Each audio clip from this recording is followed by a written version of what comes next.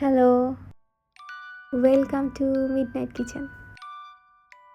আসলে ২-৩ দিন ধরেই খুবই গলা ব্যথা, ঠান্ডা আর গরম পানি আর কফি খেয়ে খেয়ে তো অবস্থা খারাপ করে ফেলেছি।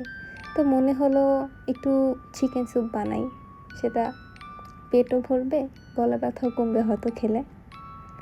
তো সারাদিন যেহেতু সময় পাইনি, ক্লাস, কাজকর্ম সব কিছুর জন্য আসলে ইচ্ছাই করছিল না কিছু বানাই বা কিছু রান্না করি।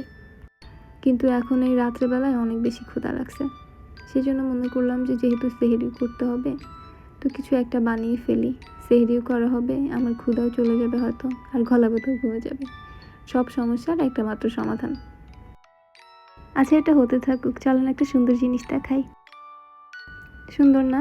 রাতের শহর, এখান থেকে পুরা শহরের অর্ধেকটা দেখা যায়।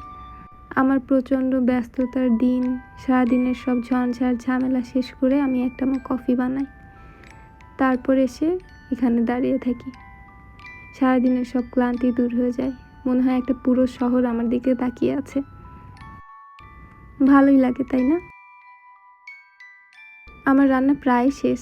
আমি অত ভালো রান্না করতে পারি না, বা টুকটাক যা রান্না করি ভালোই হয় খেতে, যদিও সেটা শুধু আমার কাছেই ভালো লাগে।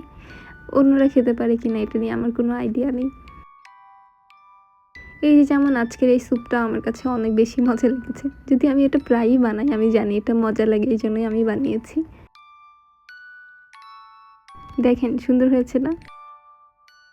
ঠিক আছে, তাহলে আজকের মতো আমার বকবকানি পকপকানি এখানেই শেষ। ভালো থাকবেন সবাই।